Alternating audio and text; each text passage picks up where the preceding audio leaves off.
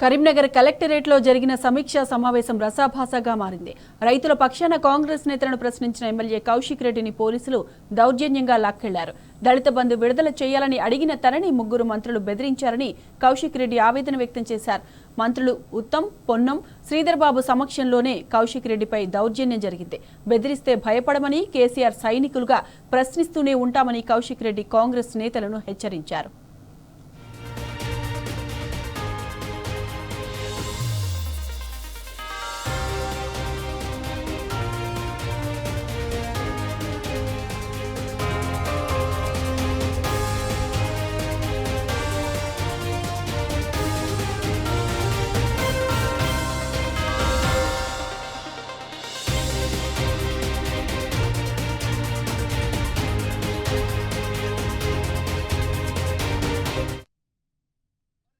నువ్వు అంత బొగోలువే అయితే డాక్టర్ సంజయ్ జగిత్యాల ఎమ్మెల్యే నువ్వు రాజీనామా చేయి.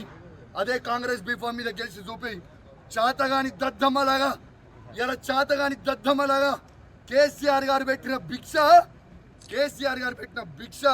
నువ్వు ఎమ్మెల్యేగా ఉండి దీంతో కేసీఆర్ గారిని నువ్వు విమర్శిస్తూ ఉంటే, మీరు నోటికి వచ్చినట్టు మాట్లాడుతూ ఉంటే మేము చూసుకుంటా ఊకోవాలని మేము అడుగుతూ ఉన్నాం.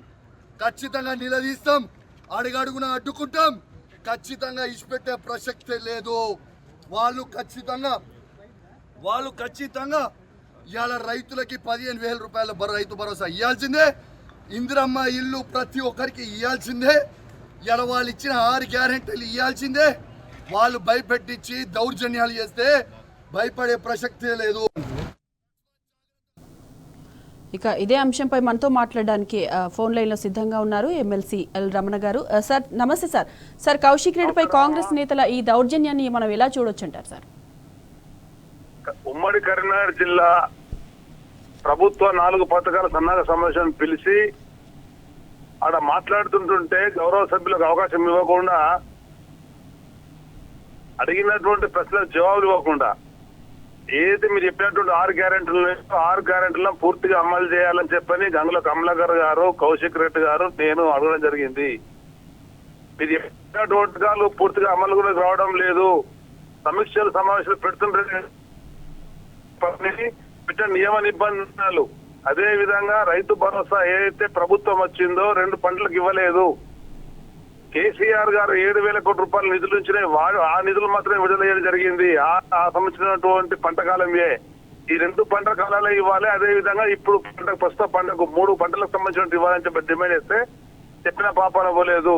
అదే విధంగా జగిత్యాల ఎమ్మెల్యే అవకాశించుకుంటే కౌశిక్ రెడ్డి గారు అడగడం జరిగింది, నువ్వు ఏ పార్టీ నుంచి మాట్లాడుతున్నావు, నువ్వు ఏ పార్టీకి వెళ్ళి ఎమ్మెల్యే అయినావని చెప్పంటే అక్కడ జరిగినటువంటి వాగ్వివాదము దాన్ని అడ్డం పెట్టుకొని మమ్మల్ని అందరినీ కూడా బయటపడడం జరిగింది. ఇది ప్రజాస్వామ్యానికే చేటు, ఇది ప్రజాస్వామ్యానికి పూర్తిగా విరుద్ధం.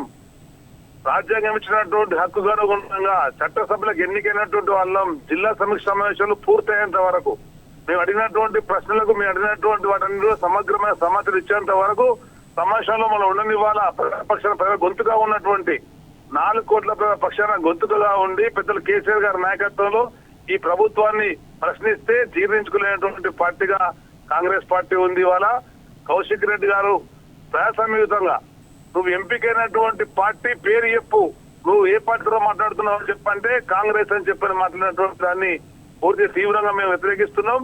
వెంటనే స్పీకర్ గారు చర్యలు చేపట్టాలా, అసెంబ్లీ సభ్యత్వం తొలగించాలని చెప్పని స్పీకర్ గారు ఈ వేదిక ద్వారా, ఈ టీవీ ఛానల్ ద్వారా మేము డిమాండ్ చేస్తున్నాం. Right sir, thank you.